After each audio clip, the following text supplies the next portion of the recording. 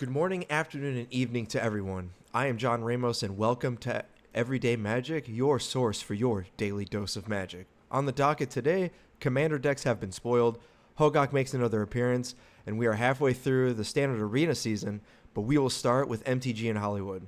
According to EpicStream.com, Reddit, and many other sources, Disney scrapped the live-action MTG movie along with over 260 other movies. Don't worry, MTG fans, the Russo Netflix series is still being produced as of today. There wasn't a specific reason given as to why the scrap was warranted. However, one can speculate that some fantasy movies have been known to fail. Remember the last D&D movie released in 2000 in December with Jeremy Irons as the lead? Yeah, we all remember that.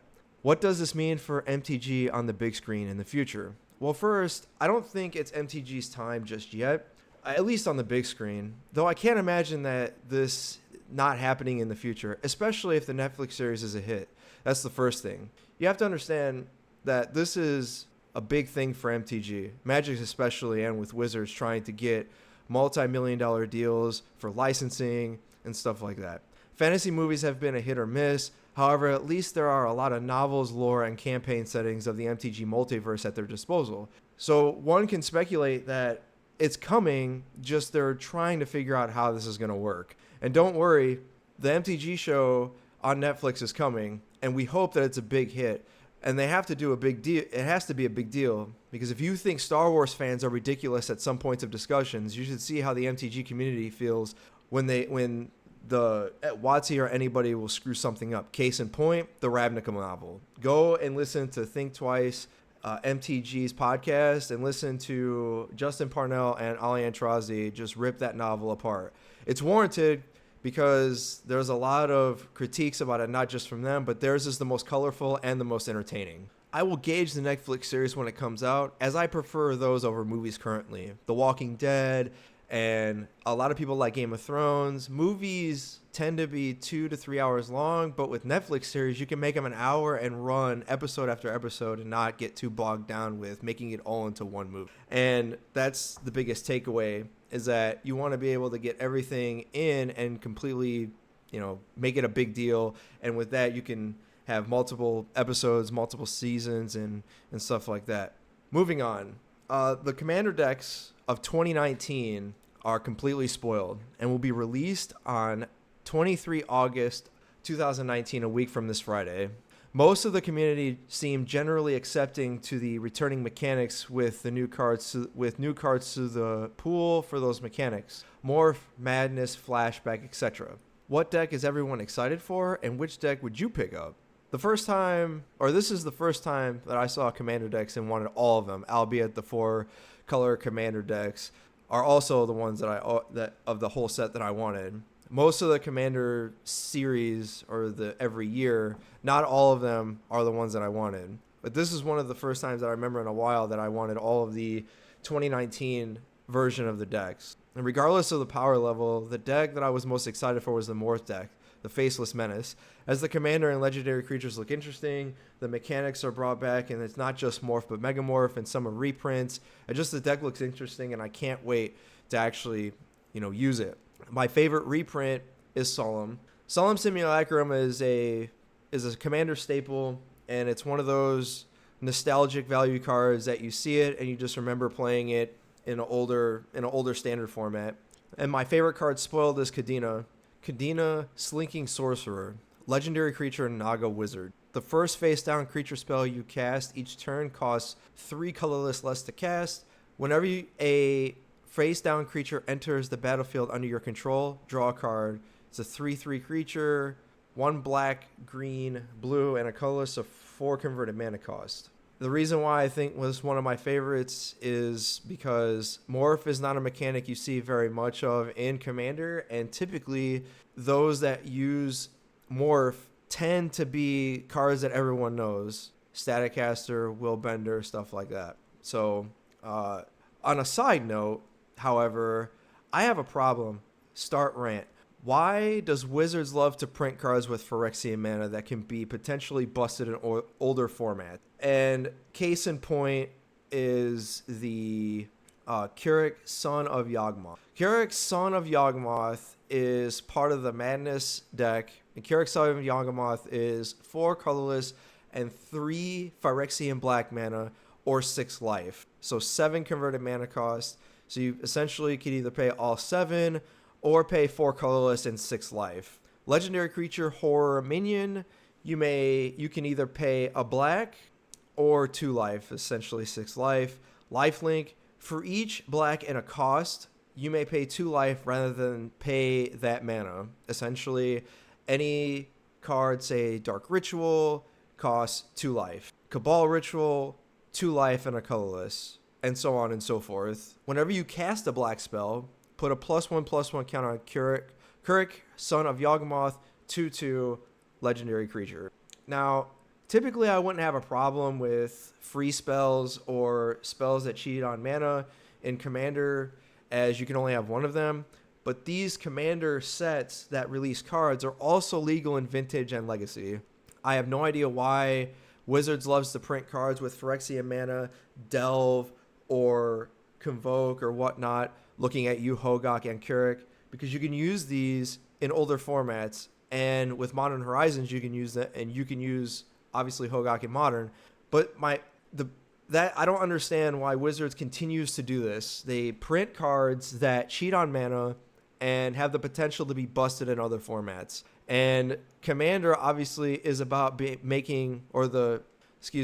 biggest takeaway from Commander is that it's not so much about being busted as every turn is about what is the biggest haymaker you can cast at that converted mana cost. Obviously at 7, this is a big haymaker, but when you're starting at 40 life, paying 6 is not a big deal. So you're really casting this on turn 4. And if you're playing Mana Rocks or whatever, this can come down as early as turn 2, turn 3. Yeah, like turn 2. So turn 1, cast Soul Ring. Turn 2, lay a land. And now you have Keurig Son of Yawgmoth on turn 2. And if you're playing just mono black, you can have this very easily. So I don't understand what the big deal is of printing this card. In Commander, I think it's fine. But the option or having this in Legacy or Vintage is just allowing to have all your free ritual spells for free is just absurd.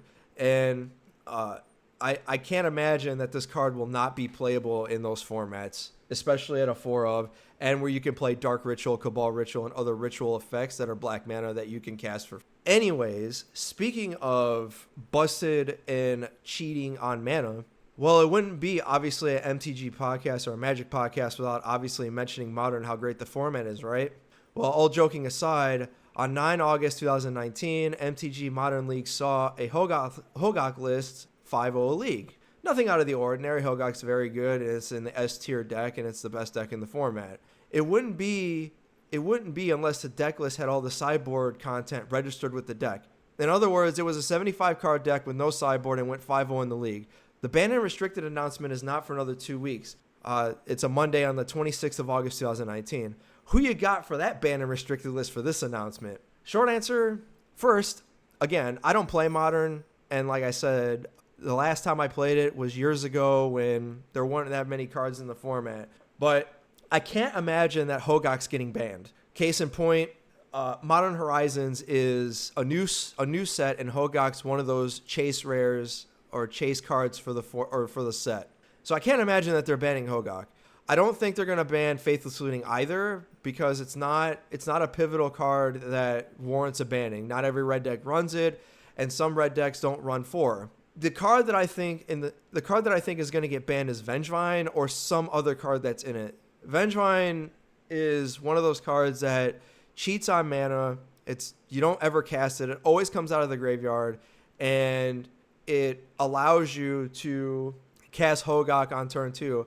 And the reason why the deck is so bad is it's on the play on turn 2, you can have as much as 12, 13, 14, 16, 18 power on turn 2. Obviously, you don't die on turn 2, but you're going to die on turn 3 or 4. So in the long answer, banning Hogak, as I said, seems counterproductive as well. And banning looting hits too many decks, catapults others to the top by virtue of nerfing all the other decks that loses looting, which Wizards actually said they wouldn't do. So what else is left? That's why I'm saying Vengevine as a card that could possibly see the cut. If there's any more, I encourage you to come to the YouTube channel or my Twitch or whatnot, and send a shout out or a comment to see what else do you think is possible for a ban and restricted or banning of in Modern. They need to get it right though, because the nosedive in attendance for all major events will continue to plummet. And case in point in this instance is the last Mythic Championship, Mythic Championship 4 saw, I think the most viewers that it got was somewhere between 20 and 30,000 viewers for a Modern tournament for the pros. Mythic Championship 3 was a standard event, and it topped out at over 120,000 viewers. Do I believe that some of them could possibly not have been all human viewers? Quite possibly. However, the sheer difference between standard and modern in that instance is too much to ignore. And they need to get that right, because if they don't, modern is going to continue to plummet, and cards and prices will start to drop due to the fact that the format is not changing and it's right around the corner. And halfway over, or speaking of, we're going to move on to standard. Typical standard seasons on Arena are 30 days or more, or 30 days or a month long. Standard sets and Mythic Championships are usually spanned over 3 months or more, respectively.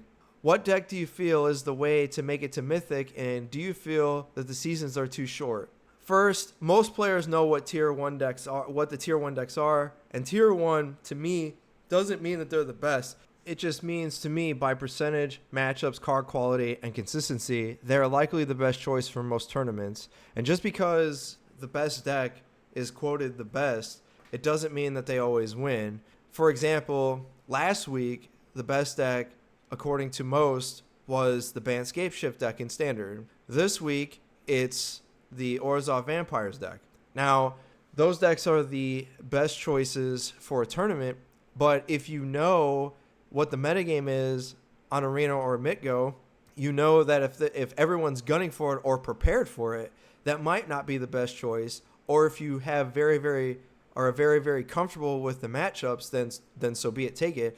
But if you're not, or you think that the hate is too much, choose a different deck or play the one that everyone is playing, or find a deck that obviously goes around all the matchups and you're basically next leveling the tournament.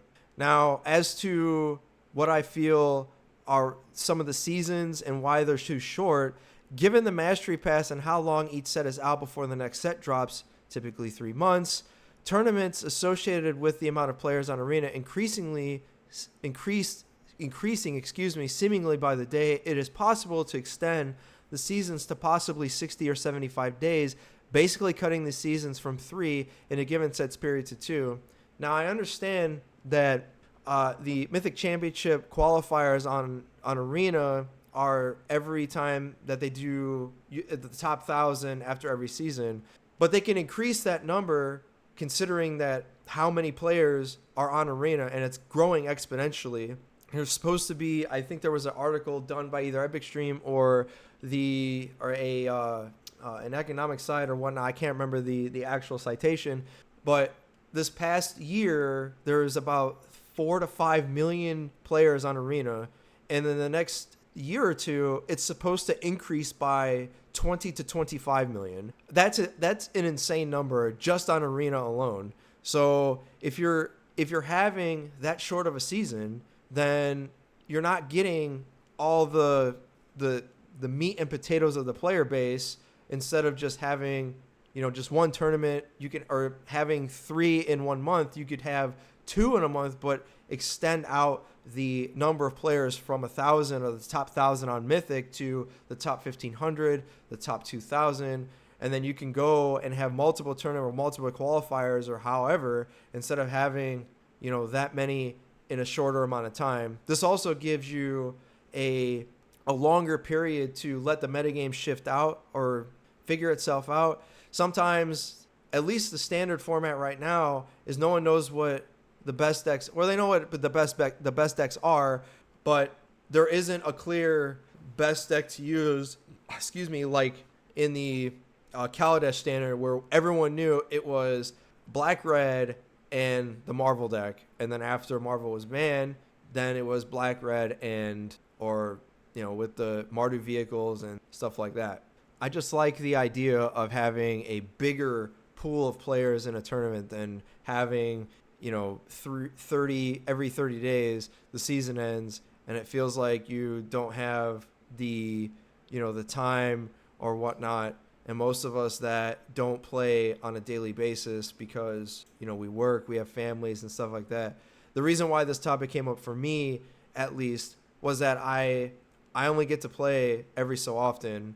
Now, I've had a lot of time off due to impending deployment, but let's assume that if I didn't, I'm only playing maybe 2-3 times a week, and it's a lot on the weekends. And even then, I got 2 kids, I got fur babies, wife, and a lot of housework and a lot of stuff to do.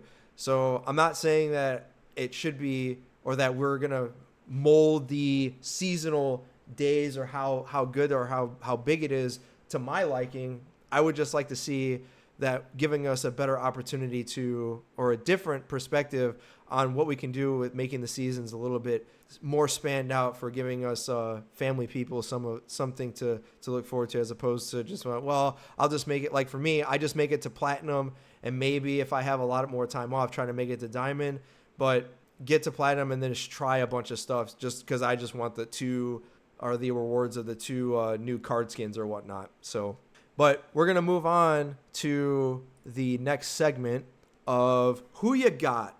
Now, with Brawl and Historic coming when Thrall of Eldraine releases on Arena, I think it's October 26th. Don't quote me on the date, but it's in late October. What makes a bigger impact, Brawl or Historic? Short answer is Brawl, because Brawl has the opportunity to be a ranked queue for a quote-unquote commander type singleton standard event. Historic has already been said that they're not going to do a ranked queue for Historic, which I think is ridiculous. But Historic has a chance to become the new quote-unquote modern format that is opposite of Modern, taking the legacy spot, which Wizards doesn't want to support anyway. So I would like to go with Brawl, and Brawl seems interesting, but it's not supported that much on Arena, and I had fun playing the Arena event of Amonkhet Singleton this past weekend. So I hope that they do it. The announcement of Historic made me a little bit upset because I was waiting for, Standard Plus was what the format was going to look like, but adding one format that's rotating, or one set, to a format that's rotating doesn't make for a nice standard event or standard format, or historic format, when you only added one set to what we already know is already good in that format. I would have hoped they would have added the Kaladesh block and the Amonkhet block, but of course, that's another discussion. Second, we all know War of the Spark gave us certain planeswalkers that impacted standard virtually immediately. Yes, looking at you 3 Fairy, who you got making M20 standard more impactful, Risen Reef or Field of the Dead? Well, I got Field of the Dead, although my personal favorite is Risen Reef. Risen Reef has been my pet card from M20 standard. At first it was all the Chandras, but Risen Reef is just really, really good. It's basically the counter to 3 Fairy, as it gives you the same cards. You don't bounce anything, but you get a lot more value, I think, with Risen Reef than Teferi, but some will argue. Field of the Dead, though, spawned an archetype with Scapeshift. Unfortunately, Scapeshift is only in for 3 months, or a little bit less now since we're closer to the Eldraine release in October. But I got Risen Reef that made more of an impact, at least for the fact that Risen Reef has spawned a whole new archetype or a tribal deck, and Field of the Dead only sparked one deck, or technically 2 decks, 2 archetypes, but they're the same deck. That's just the Scapeshift deck. Risen Reef, however, is used in every ramp strategy, and also in your in some of your Scapeshift lists as well. If you're playing Simic or Blue-Green or Bant or Sultai or whatever, you're using Risen Reef. You're not always using Field of the Dead. That's my argument for who I got. And lastly, choice between tournaments. Who you got? Online or paper? Personally, I prefer paper. Online is more accessible for me. in that I can play whenever I want and I don't have to waste as much money. I don't have to use gas. I don't have to think about food. And if I went to an open or a major event, travel, hotels, and all that, I would just rather not even come close to doing that. Paper is more important to me as it gives you the social aspect, and online, although great and more, and I'm the one that loves online because that's the time that I have. But I prefer paper because it allows me to get out of my house and do a whole bunch of other stuff. But what do you guys think of all the second segment questions of who you got? Give me your feedback and let me know. Send your response to everydaymagicmtg@hotmail.com and follow me on Twitter at Azrael the Great One, and follow me on Twitch at twitch.tv/Azrael the Great 23. Excuse me, change that. Everyday Magic. And follow the YouTube also at Everyday Magic or at Azrael the Great. And I will see you next time.